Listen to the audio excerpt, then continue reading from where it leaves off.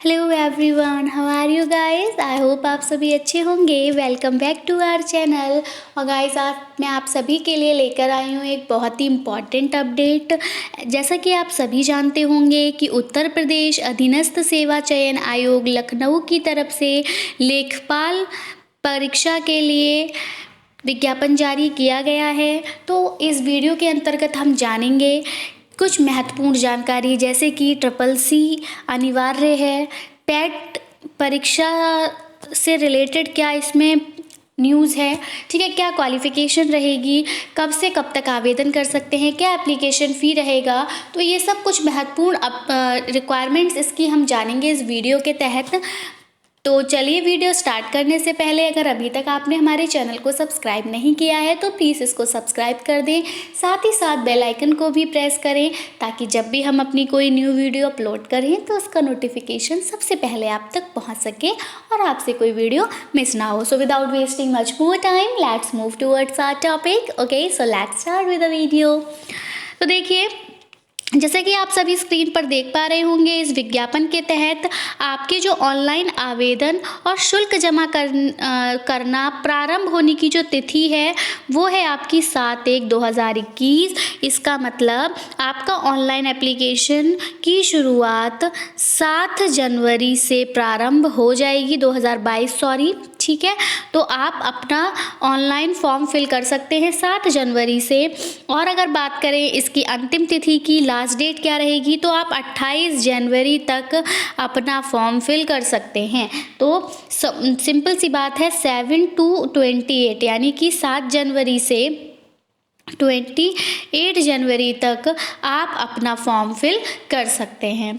चलिए, आगे की महत्वपूर्ण जानकारी अगर हम देखें तो आप देख पा रहे होंगे स्क्रीन पर कि आवेदन की संशोधन की अंतिम तिथि जो आपकी रहेगी कि आप अपने फॉर्म में करेक्शन कब करा सकते हैं, तो वो तिथि आपकी रहेगी 4/2/2022 यानी कि 4 फरवरी 2022 तक आप अपने फॉर्म में करेक्शन करा सकते हैं in case of any mistake. Okay, चलिए आगे आप देख रहे होंगे यहाँ पे एक विशेष कथन दिया गया है, ठीक है। तो मैं उसको आपको नॉर्मली वर्बली समझा दे रही हूँ कि इसमें ये कहा गया है कि विज्ञापन के सापेक्ष आवेदन और फीस जमा करने की जो अंतिम तिथि है यानी कि 28/1/2022, तो आपको उस तारीख तक अपना विज्ञापन अपना आवेदन देना है और साथ ही साथ फीस सबमिट करनी है। इस तिथि के बाद कोई भी आवेदन स्वीकार नहीं किया जाएगा। आवेदक अपने आवेदन का प्रिंट आउट तभी निकाल सकता है जब उसकी फ़ीस का समायोजन बैंक द्वारा कर लिया जाएगा। अतः ये कहा गया है कि जो अभ्यर्थी द्वारा बैंक से शुल्क का समायोजन जो है वो 28/1/2022 तक अथवा उसके पश्चात विलम्ब 7 दिवस के अंदर यानी कि 4 फरवरी तक अनिवार्य रूप से करा लिया जाए। इस अवधि में अभ्यर्थी अपने आवेदन में अनुमन्य विवरण को संशोधित भी कर सकता है। इसमें मतलब अगर उसका कोई भी डिस्क्रिप्शन जो है वो गलत हो गया है तो इसी समय में वो अपना करेक्शन करा सकता है, जैसे कि अभी हमने पहले देखा था संशोधन की अंतिम तिथि।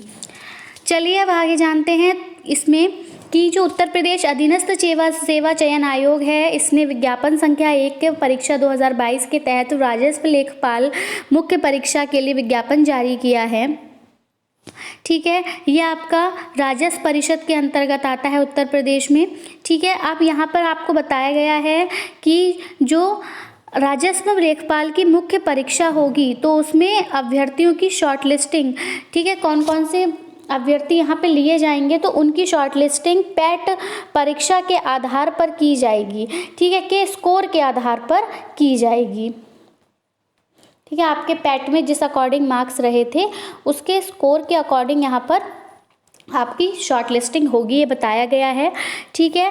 अतः इस परीक्षा में प्रतिभाग हेतु केवल वही अभ्यर्थी ऑनलाइन आवेदन कर सकते हैं जो प्रारंभिक अर्हता 2021 में सम्मिलित हुए हैं एवं उन्हें आयोग द्वारा स्कोर कार्ड जारी किया गया। इसका मतलब ये है कि पैट दिए हुए जितने भी कैंडिडेट्स हैं सभी इस फॉर्म को फिल कर सकते हैं, ठीक है। फॉर्म को फिल तो सभी कर सकते हैं, लेकिन शॉर्ट लिस्टिंग का मतलब ये है कि जब भी आपका सिलेक्शन किया जाएगा तो वहाँ पर जो पैट के मार्क्स हैं वो आपके मैटर करेंगे, ठीक है। तो यहाँ पर लेकिन आप आवेदन सभी कर सकते हैं। तो ये जो क्वेश्चन था आप सभी के माइंड में कि क्या जिनके मार्क्स मतलब मार्क्स इसमें मैटर करेंगे, तो आवेदन करते समय मार्क्स मैटर नहीं करेंगे। आपके पास बस आयोग के द्वारा स्कोर कार्ड होना चाहिए, ठीक है, वैध संख्यात्मक स्कोर के साथ जारी किया गया है, ठीक है। जितना भी आपका स्कोर है, आपने बस पैट परीक्षा को, उसमें आप बैठे हो, आपने उसको अटेंड किया और आप ऑनलाइन आवेदन कर सकते हैं। परंतु यह कि जब तक आयोग स्तर के जांच के अधीन अंडर इन्वेस्टिगेशन यूआई व औपबंधिक प्रोविजनल श्रेणियों के अभ्यर्थियों के प्रकरणों के अंतिम निर्णय नहीं लिया जाता, तो ये कुछ इम्पॉर्टेंट नहीं है। बाकी ऑनलाइन आवेदन जो करें उनके लिए आवश्यक सूचना यहाँ दी गई है कि इस विज्ञापन के अंतर्गत आवेदन करने हेतु ऑनलाइन एप्लीकेशन सिस्टम का ही प्रयोग किया जाएगा, ठीक है। कोई भी ऑफलाइन प्रोसेस यहाँ पर नहीं है। आयोग की वेबसाइट है आपकी upSSC.government.in, इसके माध्यम से आप ऑनलाइन आवेदन कर सकते हैं। वहीं आवेदन की प्रक्रिया क्या रहेगी, तो वही नॉर्मल प्रक्रिया है कि जो भी अभ्यर्थी फॉर्म को फिल कर रहे हैं वो सावधानी पूर्वक पहले सारी डिटेल्स को पढ़ लें, समझ लें, ठीक है। क्या वांछित अनिवार्य अर्हता है, मतलब क्या एलिजिबिलिटी है, उसको अच्छे से रीड आउट कर लें ताकि कोई भी प्रॉब्लम आपके फॉर्म में फिलिंग करते समय ना आए। अभ्यर्थी से कहा गया है कि वो वेबसाइट upSSC.government.in के होम पेज पर लाइव एडवर्टाइजमेंट सेगमेंट के अंतर्गत जाकर इस विज्ञापन को डाउनलोड कर सकते हैं। तो अगर बात आती है कि हाँ आपको ये PDF कहाँ मिलेगी, तो आप upSSC.government.in के जब होम पेज पर जाएंगे तो वहाँ पर लाइव एडवर्टाइजमेंट सेगमेंट के अंतर्गत आप वहाँ से आप इसको डाउनलोड कर सकते हैं, ठीक है। अभ्यर्थी द्वारा जो आवेदन पत्र भरने की समस्त प्रक्रियाएं हैं वे एक बार में ही पूर्ण करनी है आपको। आवेदन का जो एप्लीकेशन प्रोसेस रहेगा अभ्यर्थियों के लिए ऑनलाइन आवेदन भरने से संबंधित दिशा निर्देश आपको वेबसाइट पर मिल जाएंगे। अब आप देखेंगे आवेदन प्रक्रिया संबंधी निर्देश यहाँ पर दिए गए हैं। तो देखिए यहाँ पे सबसे पहले बताया गया आपके पैट एग्जाम का ही कि प्रारंभिक अर्हता परीक्षा के रजिस्ट्रेशन नंबर के साथ अभ्यर्थी का प्रमाणीकरण यानी कि लॉगिन आपका जो होगा वो पैट के रजिस्ट्रेशन नंबर से होगा, ठीक है। दूसरा बताया गया है आपकी पर्सनल डिटेल्स के साथ होगा एक बार आपका, ठीक है। अभ्यर्थी प्रारंभिक अर्हता परीक्षा 2021 का रजिस्ट्रेशन नंबर, जन्म तिथि, लिंग, उत्तर प्रदेश का मूल निवास, डोमिसाइल व श्रेणी कैटेगरी संबंधी विवरण भरकर ऑनलाइन आवेदन हेतु लॉगिन कर सकता है। आपके पास एक OTP आएगा, ठीक है, उस OTP के माध्यम से भी आप लॉगिन कर सकते हैं। बाकी आवेदन कैसे आपको करना है तो ये आपको बता दिया कि ऑनलाइन रहेगा, ठीक है, और जितने भी इम्पॉर्टेंट डॉक्यूमेंट्स होते हैं वो सब आपको लगाने होंगे।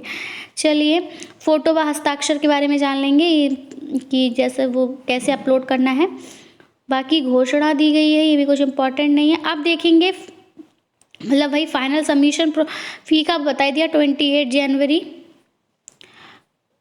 आवेदन फीस शुल्क देख लेते हैं, एक ये इम्पॉर्टेंट है कि क्या एप्लीकेशन फ़ी रहेगी। बात करें हम इसकी एप्लीकेशन फ़ी के बारे में, तो क्या एप्लीकेशन फ़ी रहेगी उसको डिस्कस करते हैं। तो अनारक्षित यानी कि सामान्य वर्ग के लिए आवेदन फीस शुल्क जो रहेगा वो आपका ऑनलाइन प्रक्रिया फीस शुल्क 25 रुपये रहेगा, ठीक है। और फीस शुल्क योग यानी कि जितना फीस शुल्क योग आपका 0 था, ठीक है, और ऑनलाइन प्रक्रिया फीस शुल्क 25 था, तो आपका टोटल मिलाकर 25 रुपये अनारक्षित के लिए रहेगा। अन्य पिछड़ा वर्ग के लिए भी सेम है, अनुसूचित जाति के लिए भी सेम है, अनुसूचित जनजाति के लिए और विकलांगजन हेतु भी सेम है। वहाँ यहाँ पर आप कुछ रिलैक्सेशन आपको दे रखा है, रिजर्वेशन टाइप है, तो ये भी कुछ इंपॉर्टेंट नहीं है। प्रिंट आउट एप्लीकेशन फॉर्म आपको लेना ही है फॉर्म फिल कराने के बाद। आवेदन में संशोधन आप 4 फरवरी तक करा सकते हैं, इसके बाद नहीं, इसके उपरांत नहीं हो पाएगा। ये आपकी सारणी रहेगी कि देख लीजिए, ये इम्पॉर्टेंट है, ये एक बार इसको देख लीजिए, स्क्रीनशॉट ले लीजिए। देखिए आप विभाग का नाम देख पा रहे होंगे, राजस्व परिषद उत्तर प्रदेश लखनऊ। पद नाम जो है वो लेखपाल है। अगर इसके वेतनमान ग्रेड पे की बात करें तो ये आपका 5200 से 20,000 ग्रेड वेतन रहता है, ग्रेड रहता है इसका। वेतन 2000 ग्रेड पे के अंतर्गत आता है। 1 जुलाई 2021 को आपकी आयु, ये इंपॉर्टेंट है कि जब आप फॉर्म फिल करें तो आपकी एज जो हो वो 18 वर्ष की हो गई हो 1 जुलाई 2021 तक। अनारक्षित वर्ग के लिए यानी कि जो भी अनरिजर्व कैटेगरी है यानी कि जनरल, तो उनके लिए उनकी जो पोस्ट हैं वो 300 to 71 है। और याद रखिए ये जो वैकेंसीज़ हैं ये सिर्फ जनरल कैटेगरी के लिए नहीं है, ये सभी के लिए होती हैं जो भी SC ST कैंडिडेट होता है, ठीक है। अगर जितनी भी कट ऑफ है जनरल की, उस कट ऑफ में अगर SC ST OBC कोई भी कैंडिडेट आ रहा है तो वो यहाँ पर अप्लाई मतलब ले सकता है। अनुसूचित जाति के लिए 1690, यहाँ पर सिर्फ आपकी SC कैटेगरी के ही कैंडिडेट्स सिलेक्ट होंगे।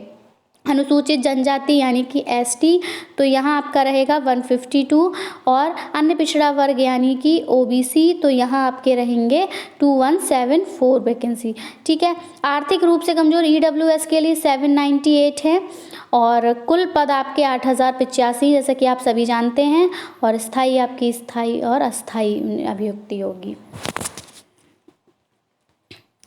उत्तर प्रदेश लेखपाल सेवा नियमावली 2006, ये कुछ इतना इम्पोर्टेंट नहीं है, आप चाहें तो उसको एक बार रीड कर लीजिए। क्षैतिज आरक्षण का विवरण, ये भी कुछ वो नहीं है।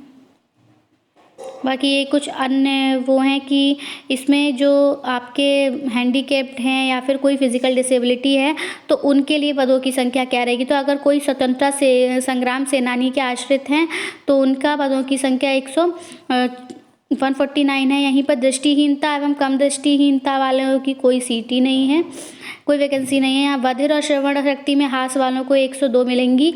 बाकी अंगघात, उपचारित कुष्ठ, बौनापन, एसिड आक्रमण, ये आपके 122 हैं।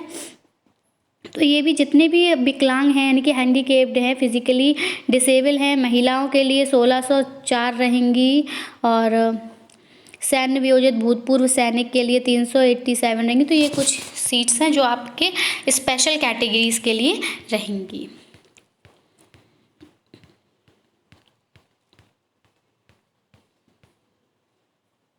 अनिवार्य शैक्षिक अर्हता, अब हम यहाँ पर क्वालिफिकेशन के बारे में जान लेते हैं। आपको हमने लास्ट डेट बता दी क्या रहेगी। आप 7 जनवरी से 28 जनवरी तक ऑनलाइन आवेदन कर सकते हैं, और करेक्शन आप 4 फरवरी तक करा सकते हैं। बाकी अब देखेंगे क्वालिफिकेशन। तो क्वालिफिकेशन क्या है, अनिवार्य शैक्षिक अर्हता है आपकी अभ्यर्थी को माध्यमिक शिक्षा परिषद उत्तर प्रदेश की इंटरमीडिएट परीक्षा उत्तीर्ण होना चाहिए वो, ठीक है, या उसके समकक्ष कोई मान्यता प्राप्त कोई अन्य परीक्षा। फिर दूसरा आपकी अधिमानी अर्हता रहेगी, अन्य बातों के समान होने पर ऐसे अभ्यर्थियों को सीधी भर्ती मामले में अधिमान दिया जाएगा जिसने प्रादेशिक सेना में न्यूनतम 2 वर्ष की अवधि तक सेवा की हो या राष्ट्रीय कैडेट कोर का B प्रमाण पत्र प्राप्त किया हो, ठीक है। आयु सीमा क्या रहेगी तो बता दिया, 18 से 40 वर्ष आपकी एज लिमिट रहेगी। एज लिमिट की अगर हम बात करें तो आपकी एज लिमिट, ये हम ऑलरेडी डिस्कस कर चुके हैं, रहेगी 18 to 40 ईयर्स। बाकी रिलैक्सेशन मिलेगा आपके SC ST और OBC कैटेगरी को कितने का, 5% का, ठीक है।